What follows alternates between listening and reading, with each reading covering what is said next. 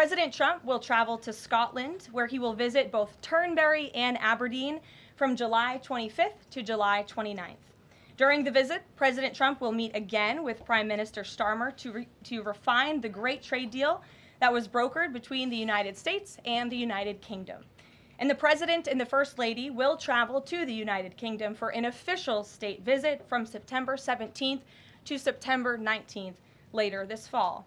This will mark a truly unprecedented second state visit for President Trump, and he is honored and looking forward to meeting with His Majesty the King at Windsor Castle. There has been a wave of positive economic news over the past week, which I would like to highlight today. Joe Biden's inflation crisis has been defeated. Prices paid to American businesses for goods and services were flat in June, which is lower than all 50 forecasters in the Bloomberg survey predicted. And core inflation, which is the best measure of inflation, came in lower than expected again in the month of June.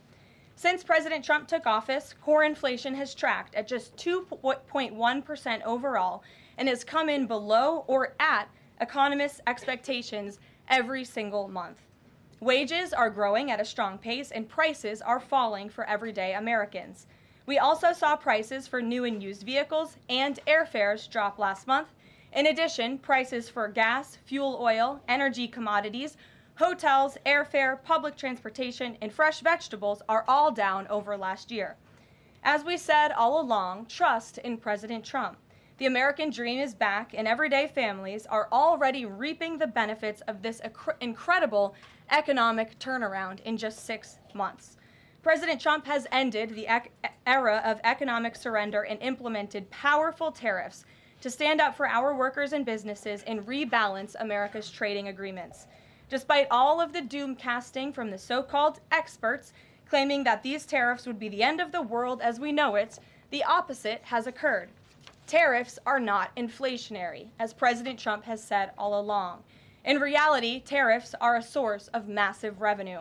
We're seeing trillions of dollars in private investment pour into our country right now because the companies around this world want to make their products right here with American labor and not have to pay any tariffs at all.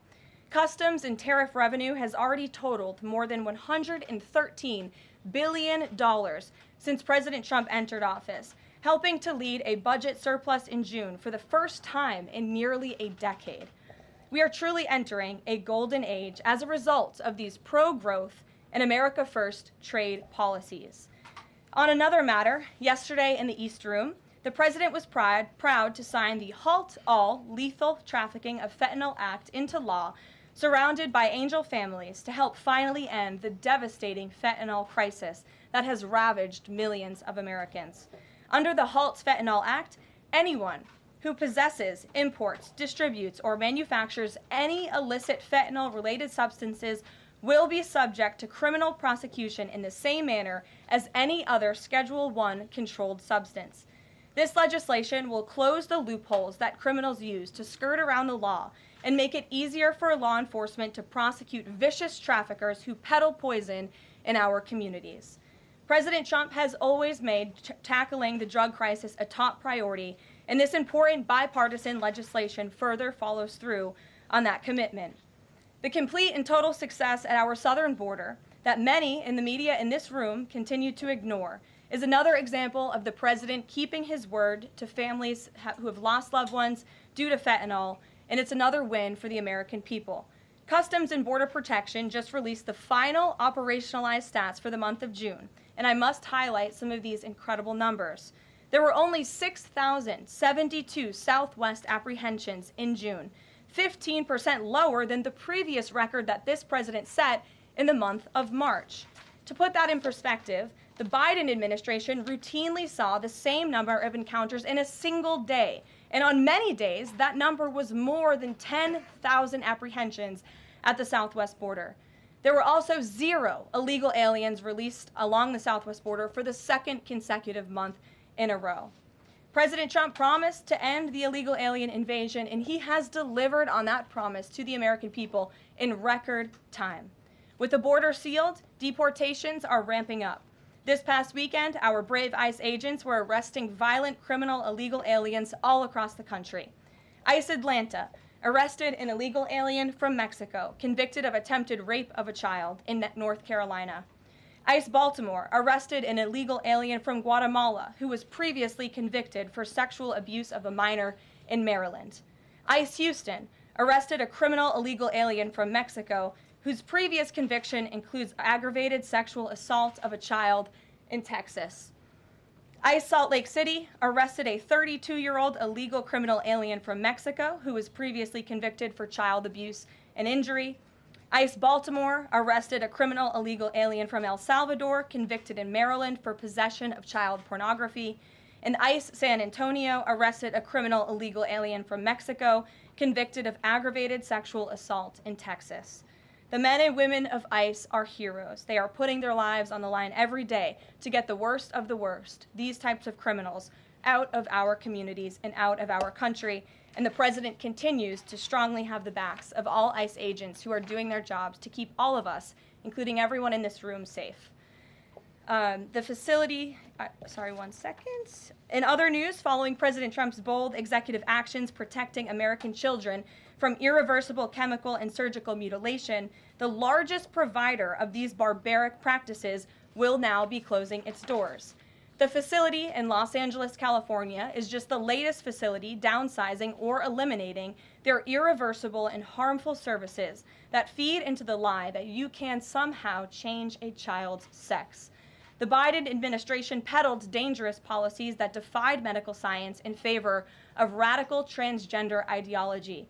But President Trump has put an end to that to ensure America's children's innocence is protected and our children can lead healthy and productive lives.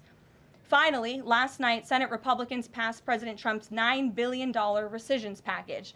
This will help restore fiscal sanity in our country by rescinding billions in wasteful foreign aid and finally ending taxpayer funding for PBS and NPR, two media organizations that have ridiculously used federal dollars to push a partisan left-wing agenda for many years. The House should pass this rescissions package immediately and send it to the president's desk for signature. On another note, I know that many in the media have been speculating about bruising on the president's hand and also swelling in the president's legs. So in the effort of transparency, the president wanted me to share a note from his physician with all of you today. In recent weeks, President Trump noted mild swelling in his lower legs. In keeping with routine medical care and out of an abundance of caution, this concern was thoroughly evaluated by the White House medical unit. The president underwent a comprehensive examination, including diagnostic vascular studies. Bilateral lower extremity venous Doppler ultrasounds were performed and revealed chronic venous insufficiency, a benign and common condition, particularly in individuals over the age of 70. Importantly, there was no evidence of deep vein thrombosis or arterial disease. Laboratory testing included a complete blood count, comprehensive metabolic panel, coagulation profile, D-dimer, B-type natriuretic peptide, and cardiac biomarkers. All results were within normal limits. An echocardiogram was also performed and confirmed normal cardiac structure and function. No signs of heart failure, renal impairment, or systemic illness were identified. Additionally, recent photos of the president have shown minor bruising on the back of his hand. This is consistent with minor soft tissue irritation from frequent handshaking and the use of aspirin, which is taken as part of a standard cardiovascular prevention regimen. This is a well-known and benign side effect of aspirin therapy. And the president remains in excellent health, which I think all of you witness on a daily basis here. So the president wanted me to share that note with all of you. I'm happy to take further questions on it. We will provide the memorandum from the president's position to all of you, as we always do. And we'll get to questions. Here in our new media seat, we have Frank Corva, who's the White House correspondent for Bitcoin Magazine, which comes at a timely week with crypto legislation moving across Capitol Hill. So why don't you kick us off, Frank, and thanks for being with us. Thank you so much. We appreciate appreciate it, Ms. Leavitt. Sure. I was curious to hear if the President was in favor of removing any and all language around central bank digital currencies from the Genius Act, maybe as a means to get it across the line and get it on his desk. And then my second question was about something the President spoke about in this room. He talked about a $600 de minimis tax exemption for Bitcoin and other crypto spending. So I was just wondering if you could comment on those. Sure. Well, the President did signal his support for a de minimis exemption for crypto, and the administration continues to be in support of that. We are definitely receptive to it to make crypto payments easier and more efficient for those who seek to use crypto as simple as buying a cup of coffee. Of course, right now that cannot happen, but with the de minimis exemption, perhaps it could in the future, and we will continue to explore legislative solutions to accomplish that. As for the central bank digital currency and the Genius Act, which you noted has passed through Congress and will be sent to the President's desk. I believe the House is voting on it. If they haven't, they should be passing it. We know we have the votes, and we expect it to get to the President's desk, and we are planning a signing ceremony tomorrow afternoon. All of you will get more details on that. This piece of legislation is going to make America the crypto capital of the world, and that's what the President promised. As for a central bank digital currency, the President opposes that. He made that promise to the American people on the campaign, and while it's not in this specific piece of legislation, he did sign a January executive order banning a central bank digital currency. The administration supports Congress's efforts to codify that executive order into law, and I believe there will be future pieces of legislation in regards to crypto that will be moving through Capitol Hill. The President looks forward to signing them, and he looks forward to the signing ceremony this afternoon. So thank you for being with us today. Sure. Jackie. Thank you, Caroline. There's been a lot of discussion about the Epstein files and the President's comments yesterday calling it a hoax. Can you clarify which part of the Epstein hoax is the hoax part? The President is referring to the fact that Democrats have now seized on this as if they ever wanted transparency when it comes to Jeffrey Epstein, which is an asinine suggestion for any Democrat to make. The Democrats had control of this building, the White House, for 4 years, and they didn't do a dang thing when it came to transparency in regards to Jeffrey Epstein and his heinous crimes. It was this President who directed the Department of Justice and the Attorney General to do an exhaustive review of all files related to Jeffrey Epstein, which they did.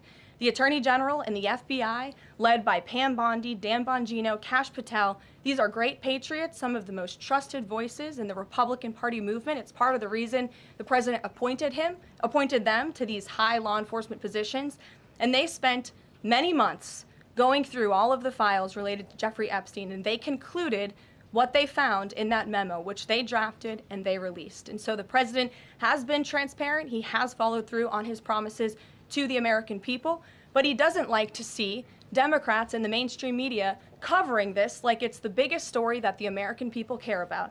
The President has been working so hard this week. On Tuesday, he went to Pennsylvania, where he secured $90 billion in investments for the Commonwealth, for the people of that state.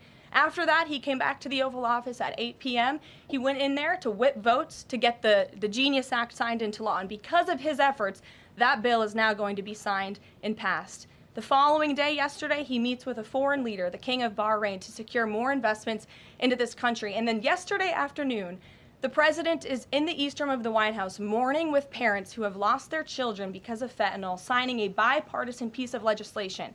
And not a single cable network in this country took that event live and covered that event like they should. Those are the issues the President cares about. What could be more important to the American people than helping families who have lost their children? Those are the issues this President is going to remain focused on. I understand he wants to move on from the story, but you do have some prominent figures, including the Senate Majority Leader, the House Speaker, voicing support for the files to come out. Representative Massey collecting signatures that would force a discharge petition for a vote on the floor for this. It doesn't seem to be going away. What is stopping the administration from just redacting any sensitive information, grand jury information, and putting out what is appropriate so that the American people can decide and then let this story die? Well, in terms of redactions or grand jury seals, those are questions for the Department of Justice. Those are also questions for the judges who have that information under a seal. And that would have to be requested, and a judge would have to approve it. That's out of the President's control. He has said, in agreement with some of the leaders on Capitol Hill, that if the Attorney General and the Department of Justice come across any other credible evidence, they should provide that to the American people. The President has said that, and he agrees with them on that. Why did he fire Maureen Comey? The Department of Justice did, and I would defer you to them. Dasha. Has the White House been directly in touch with some of the MAGA influencers that are still not satisfied with the administration's handling? And has the message to them been similar to what the president has said, which is sort of either let this go or we don't need your support? Well, look, the president and this team are always in contact with the president's supporters with voices of many kinds on both sides of the aisle. I think that's part of the reason this president is a great president, because he's willing to listen and hear other people's perspectives. But ultimately, he has led this country, not just over the past 6 months to historic success, but also through his first 4 years as president. And as the leader and the creator of the MAGA movement, he has led through these perilous times for our country based on instinct and in the best interest of the country. And as I always say, the American people should trust in President Trump. John, go ahead, John. Thanks a lot, Caroline. The president on Monday announced that if there's not compliance with Russia within 50 days, there would be increased tariffs. Can you explain how that works, first of all? What happens if Russia doesn't end its war with Ukraine in 50 days? Well, in 50 days, as the president clearly laid out, if there is not a ceasefire agreement or a peace deal within that time frame, if Russia refuses to legitimately agree to a ceasefire, then they will face very steep tariffs, and they will also face secondary sanctions. So countries that are purchasing oil from Russia will be sanctioned as well, and of course that will do deep damage to Russia's economy. And I would just add that the president wants this war to end with a diplomatic solution. He's been pushing for it. This administration has spent many hours and a lot of time trying to solve this war very far away, but the president wants to stop the killing and he wants to save lives. As far Reagan, as the first part go of ahead. what you were saying, Caroline. Reagan, go ahead. I have two questions for you. It's just about, if I may, just about the tariffs, the first part. I get the secondary tariffs, but there was only $3 billion worth of trade between the U.S. and Russia in 2024. It's expected to be far less this particular year. On April the 2nd, both you and the Treasury Secretary said it's not necessary to apply any tariffs on Russia. You said that because of the lack of trade, it precludes, that was the word you used, any need for tariffs. Why now, and why do you think that that would make them cave and come to some sort of peace agreement as it relates to Ukraine? $3 billion is still a lot of money, John, and it's not just tariffs, it's the secondary sanctions as well that will be implemented in 50 days. Reagan. Thanks, Caroline. I have two questions for Sure. you. First on Congress. Congresswoman Salazar introduced legislation that would give some illegal immigrants in the country a path to citizenship. 10 Republicans signed on to what she's calling the Dignity Act. I'm curious what the White House's position is on the legislation and if the president would veto this bill if it made it to its desk. From my understanding, the White House nor the president has actually read through this legislation. We've been focused on, of course, the One Big Beautiful Bill, which passed, which is another historic accomplishment of this president in record time. The Genius Act this week, the rescissions package, that's been the focus of the White House. But the president has made it very clear he will not support amnesty for illegal aliens in any way. I want to give you a chance to respond to the CEO of NPR. She's claiming that the cuts to their network will, quote, be a real risk to public safety of the country. Murkowski has argued that public broadcasting stations save lives. Could you respond to these concerns? The NPR CEO said cutting NPR will be a risk to public safety. I am not sure how NPR helps the public safety of our country, but I do know that NPR, unfortunately, has become really just a propaganda voice for the left. Just a few examples for you. In 2020, NPR refused to cover the Hunter Biden laptop scandal in the run-up to the election. They said their assertions don't amount to much, writing they did not want to waste the listeners' and readers' time on stories that are just pure distractions. That does not sound like an unbiased opinion. That sounds like a partisan opinion to me. And this is a taxpayer-funded organization. In 2018, that same CEO that you're talking about called the president in the Oval Office, who nearly 80 million Americans elected, she called him racist, shared a photo of herself wearing a Biden for President campaign hat, serves on the board of a Soros-funded activist group. In 2020, PBS's White House correspondent at the time characterized President Trump's speech then at Mount Rushmore as a love letter to white resentment, promoting the myth of America. In 2017, PBS devoted an entire panel talking about what it means to be woke and white privilege. In 2023, PBS's Washington Week Roundtable covered up Joe Biden's clear mental divide. That's actually quite the clip. I would encourage all of you to look at it. These are not honest news organizations.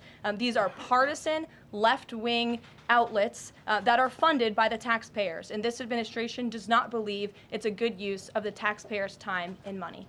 Ed Lawrence. Yeah, thanks, Caroline. I want to ask you about the Federal Reserve. So does the president believe that the slightly restrictive monetary policy stance right now, could that cause an economic slowdown? And if he does believe that, when?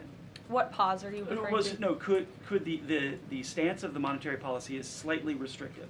Does the president believe that that stance, the slightly restrictive stance, could cause an economic slowdown in itself? I haven't heard the president discuss that specifically, but what I do know in regards to the Federal Reserve is the president's been very transparent about his displeasure with both the policies and the management of the Fed, and he spoke about that to all of you pretty extensively in the Oval Office yesterday. And last month, one more if I could, last month the Canadian Prime Minister said the president had agreed to a July 21st deadline to sort of work towards a trade agreement. That's 4 days from now. Could there be a trade agreement with Canada in 4 days? Well, look, we'll see. The trade team continues to be very active in our conversations and discussions with Canada. The president himself has said, unfortunately, our neighbors to the north have been pretty difficult to deal with when it comes to matters on trade. But in trade, generally speaking, as you know, 25 countries have received letters thus far from the president directly with his big, beautiful signature on them, from Japan to Korea, South Africa, Kazakhstan, Malaysia, just a few countries, and Canada also received a letter for 35%. With that said, if countries want to have legitimate further discussions, the Trump administration and the president's trade team are willing to have further talks, but these letters these countries have been receiving are the deals. And as the president has said, those deals will be made. They are tailor-made to each and every country based on the United States' concerns and what's in the best interest of the American worker and the American people. Charlie, go ahead. Thank you, Caroline. No, I called on Charlie, but Deanna, you can go ahead too. Go ahead. The president said that he floated the idea of a special prosecutor in the Epstein case. Can you confirm that? And has he asked the Attorney General to do this, to appoint a special prosecutor to look it over? Well, the idea was floated from someone in the media to the president. The president would not recommend a special prosecutor in the Epstein case. That's how he feels. And as for his discussions with the Attorney General, I'm not sure. Deanna. Caroline. Thank you so much. Do you know what the president's reaction was to Mike Johnson saying that he wants additional files released, the Epstein files? Was there a conversation with Mike Johnson about that following his comments? I won't discuss the president's private conversations with the Speaker of the House, but as I answered to Jackie's question earlier, the president has said if the Attorney General and the Department of Justice and the FBI have any more credible evidence in regards to Jeffrey Epstein's crimes, they should put that forward. He has called on them to do that. Sure. Thank you, Caroline. With a few days. I'll go to all of you, starting with the lady in the blue. Go ahead. With a few days to the August 9th deadline, how are the negotiations with Europe going? There's some sticking points. What are they? Can we expect a delay, or should we expect a deal soon? Well, I believe the deadline is August 1st. As for the European Union, they continue to be very eager in negotiating with our country for obvious reasons on ways to lower their tariff and their non-tariff barriers that we have long said harm our workers and our companies. So the president's trade team continue to be in talks with the European Union. Would he accept, or would he put forth a postponement of the August 1st? He's already said he will not.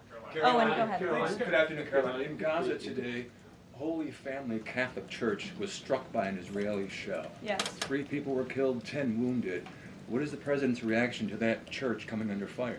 It was not a positive reaction. He called Prime Minister Netanyahu this morning to address the strikes on that church in Gaza, and I understand the Prime Minister agreed to put out a statement. It was a mistake by the Israelis to hit that Catholic church. That's what the Prime Minister relayed to the President, and you should look at the Prime Minister's statement that will be coming out. Steve, go ahead. Back to your letter that you read at the beginning. Sure. The President, you said mild swelling in his legs. Is Yes, it sir. causing him any discomfort? How are you treating it? Nope. No discomfort from the president at all, and you probably all see that on a day-to-day basis. He's working around the clock. As for the treatments, I can defer to the president's physician, and we'll get you this letter. I think it will answer all your questions. Caroline, there are reports that a Chinese-born banker who works in Atlanta for Wells Fargo is being prevented from leaving China. Has the president, is he going to bring this up with President Xi? Are you aware of the case? I'm not aware of the case, but I'm sure our National Security Council team is. Steve will get you some answers on that. Caroline. Thank you, Caroline. Two questions. So the first is that President Trump said that the Attorney General only gave him a brief overview of what was in these Epstein files. Does he have knowledge or an understanding of what is in the files related to Epstein that have not been released? Not to my knowledge, and that's a question for the Attorney General, as I said, and the President has told the Attorney General if they have any more credible evidence, they should release it. Is that evidence, would she have to run that by the President before she released it? I don't think so. He said if she has any more credible evidence, she should release it. Your Honor. Go ahead. Thank you. Go ahead, yes. Great. Thank you, Caroline. Two questions. One, today... And you can go ahead, Andrew. Don't worry. Today, tens of thousands of folks are rallying nationwide to honor the legacy of Congressman John Lewis. Meanwhile, Republicans in Texas reportedly are working to redraw congressional maps at President Trump's urging. How is President Trump reconciling his call to action for Texas Republicans with the legacy of Representative John Lewis? I'm not quite sure how the two things are related. I think the president would agree that John Lewis served our country for many, many years. It has nothing to do with the redistricting efforts that are currently underway by Texas Republicans to add seats to their legislature. They have the right to do that. The president spoke to the congressmen and women who serve the great state of Texas about it, but it's up to them and it's up to their legislature to get that approved. And Caroline, just the second question. Go Does ahead. the president support the Justice Department's request for just 1 day in jail for the officer convicted in Breonna Taylor's killing? And what message does he believe that sends to her family and to other families seeking justice in cases of police violence? I haven't talked to the president about that case. Go ahead. Just the president, when the president met the interim president of Syria a couple of months ago, he described him as a young, tough, attractive guy. After the latest clashes in Syria over the last few days, does President Trump still support Syria's interim president?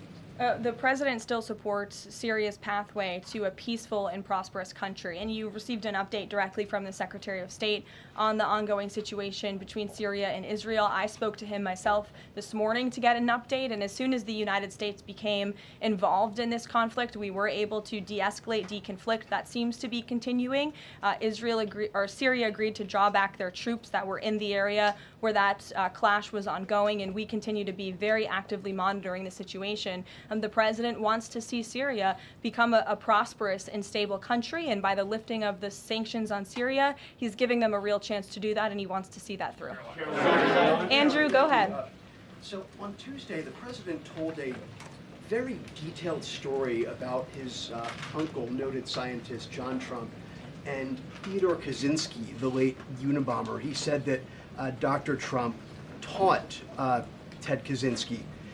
Ted Kaczynski was not identified as the Unabomber until 1996, 11 years after John Trump passed away. It would have been impossible for John Trump to have ever discussed the Unabomber with the president. So what was he talking about? And I have one follow-up.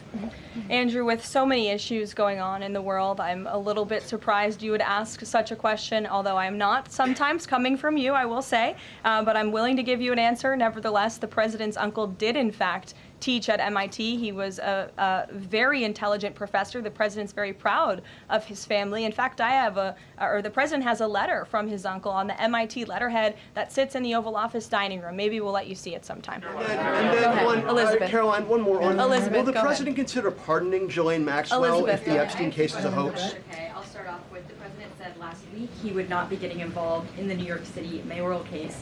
If that mayoral race, if that's still the case, given his history drawing a large crowd in New York City, what's his reason for staying out of it in that way? Well, look, I think the president reserves the right to get involved in races or not get involved in races, and he's made the decision not to weigh in on the New York mayoral race, as you rightly pointed out, although he has gone as far to say he absolutely does not want to see Zemdami elected, who is a known communist who supports the abolishment of private property, the defunding of police. He has made very well-known anti-Semitic statements. It would be a disaster for New York and for this country, and I think it's quite telling that this individual, a known communist, has been spending time in Washington this week meeting with leaders on Capitol Hill. This is truly where the Democrat Party is headed. Clearly, they learned nothing from November 5th in the president's overwhelming victory. Mary, go ahead. Thank you, Caroline. I want to backtrack to the hospitals that have stopped providing transgender surgeries and hormones for kids. On this front, does that have anything to do with the DOJ's subpoenas last week? Should we expect any more hospitals be shutting down their programs? And I wanted to also ask what you make of all these media reports, especially the AP, which I noticed, which portrays these children as losing something that's saving their lives. Yes, I think the president spoke a lot about this issue, which is a political issue, but also really a cultural issue that impacts children and families. He talked about it a lot on the campaign, and I think he was quite surprised by the uptick we were seeing in the embracement by the Democrat Party when it comes to the chemical castration and mutilation of young, innocent bodies. And so the president made it a very early priority to sign very strong executive orders to cut off the funding for any hospital or any medical facility in this country that provides such barbaric procedures. And as a result of that strong policy and the president's strong common sense position on this issue, we've had such an overwhelming response, which is great for children in Arizona. Phoenix Children's Hospital has stopped providing puberty blockers and hormone therapy to minors. In California, Stanford Medicine ended sex change surgeries for minors. Children's Hospital Los Angeles is closing its Center for Trans Youth Health and Development surgical program. In Illinois, Lurie Children's Hospital Chicago stopped sex change surgeries. Again, let's think about what we're talking about here. Sex change surgeries for minors. These are barbaric practices that no child, innocent child, should have to endure. And the president wants to protect the innocence of children, and I know the vast majority of Americans support him in that effort. This is a wildly popular and common sense endeavor this administration has taken, and we've seen many of these medical institutions have followed through with the president's executive orders, but will continue to take further action on this important issue. Garrett. I too, if you'll indulge me, Sure. on the rescissions package, I wonder what the White House makes of this theory that it increases the odds of a shutdown. The theory is basically, why would any Democrat vote for a bipartisan spending deal with Republicans if Republicans can turn around and claw the money back the next day? Look, $9 billion worth of crap that it was in our federal funding that is now being rescinded. This is a good thing for the American people and the American taxpayer, and I think our Office of Management and Budget Director was saying this process should be more bipartisan. Democrats, there was a time in this country where Democrats too cared about getting rid of waste, fraud, and abuse in our federal spending. I think every American agrees the government spends way too much money on things that don't matter. Some of those things includes PBS and NPR, or for instance, the Democracy Fund, which was funded to the tune of $83 million through the Department of State, but they were giving hundreds of thousands of dollars for gender equality and empowerment hubs in Yemen, $3.9 million for strengthening information integrity, equality, and democracy for LGBTQI population of the Western Balkans.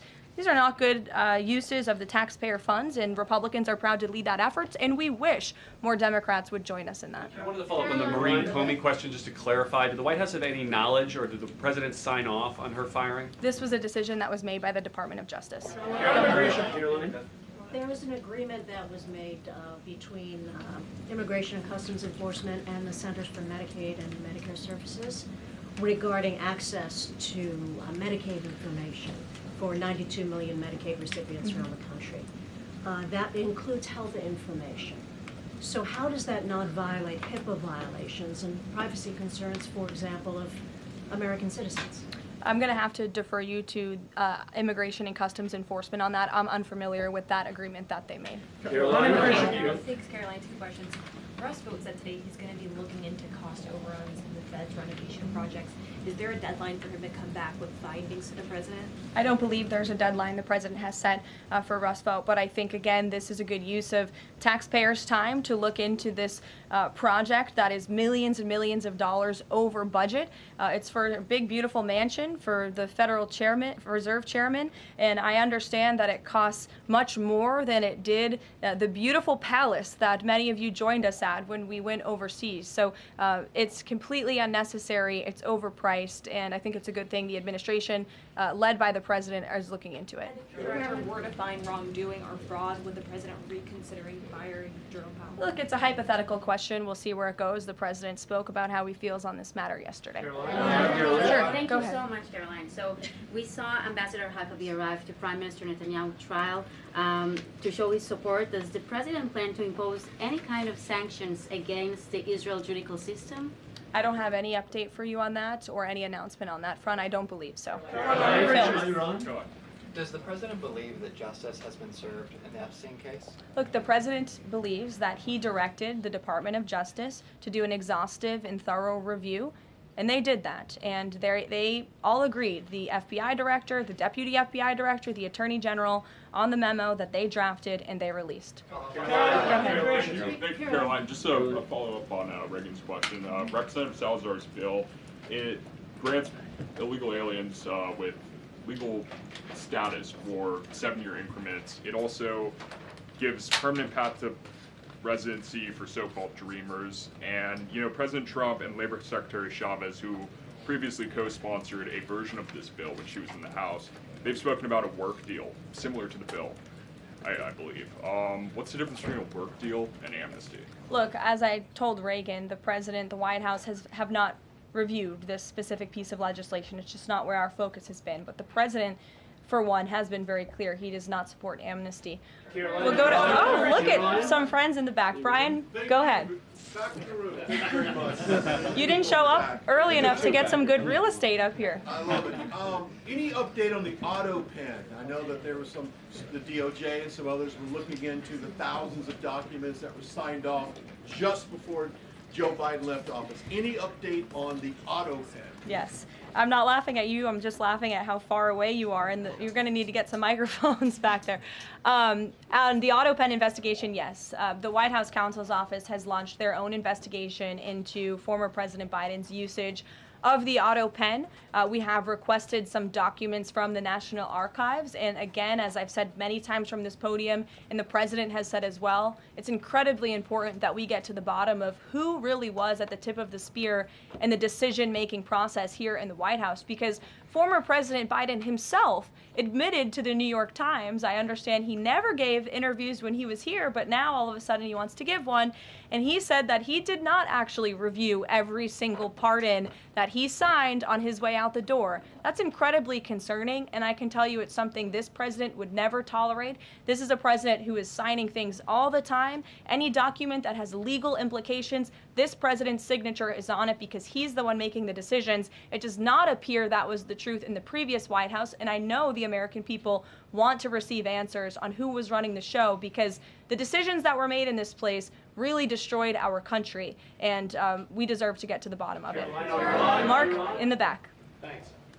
Some Christian groups are complaining that they are not able to get visas as quickly to travel to Israel, and it's been elevated to Ambassador Huckabee's station. Is the White House aware of that? Does it have any reaction to that? And is that part of the president's disappointment with Netanyahu's government? Look, I'm not aware of that, Mark, but I'm sure, again, our National Security Council is, and also the State Department. As you know, travel visas roll through Secretary Rubio's shop over there, whom we work very closely with, so we will check in on the matter. But I know overall this president and the administration do want to streamline the visa process to make it easier for both Americans who want to travel abroad and people abroad who want to come to our country the legal way. Sure. Go ahead. I was going to the gentleman above you, but go ahead, Libby, and then you can go. Sorry. Okay. Two questions for you. The first is, during the Hill Nation Summit, Secretary Noem suggested there could be some changes to TSA's liquid limits. Is the President aware of that? Is that an idea that he's backing? And what would that timeline and the changes look like? Sure. I would defer you to the Department of Homeland Security, but I did see Secretary Noem's comments, and I think it's great that on day one she asked TSA, what are we doing right? What are we doing wrong? How can we make air travel more efficient while maintaining utmost security for American passengers and travelers? And I know they announced no more shoes, or you don't need to take off your shoes anymore at the airport, which I think is welcome news to all of us who travel a lot. But further guidance or decisions, of course, that's in the Secretary of Homeland Security's overview, and I would defer to her. And the other question for you is on Bondi and Burgum's trip today to Alcatraz. I'm curious what the funding is going to look like for that, and who the President does want to see incarcerated there, if it were to become.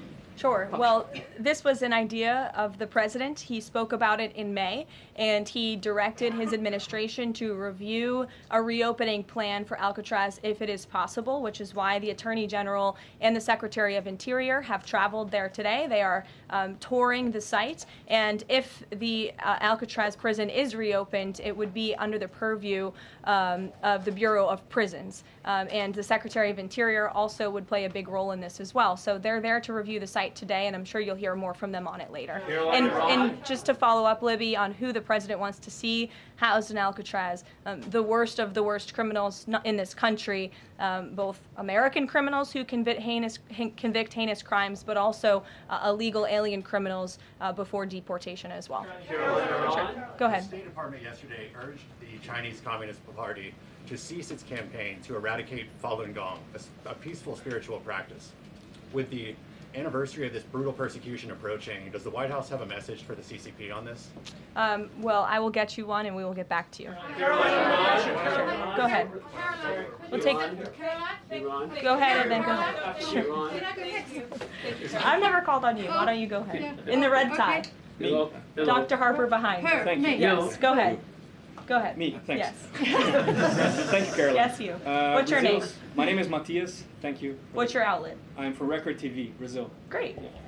Brazil's President Lula recently said that President Trump was elected to govern the United States and not to act as the emperor of the world. And he also emphasized that Brazil is open to negotiation. I'd like to hear what you have to say about it, what the administration has to say about it, and specifically what areas are currently open to negotiation in the light of the 50% tariffs that were announced. Sure. The President is certainly not trying to be the emperor of the world. He is a strong president for the United States of America, and he's also the leader of the free world.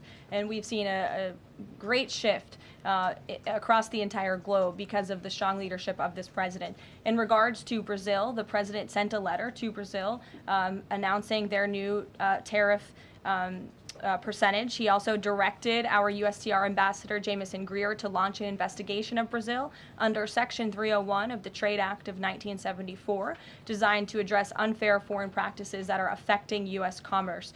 For years, we know Brazil's digital regulations and weak IP protections have undermined U.S. tech and innovative companies, and their tolerance of illegal deforestation and other environmental practices puts American producers, manufacturers, farmers, and ranchers who follow better environmental standards at a competitive disadvantage. So this president always acts in the best interest of the American people and the United States of America, and he will continue to do so. Thank you very much, everyone. We'll see you later. I appreciate the enthusiasm today.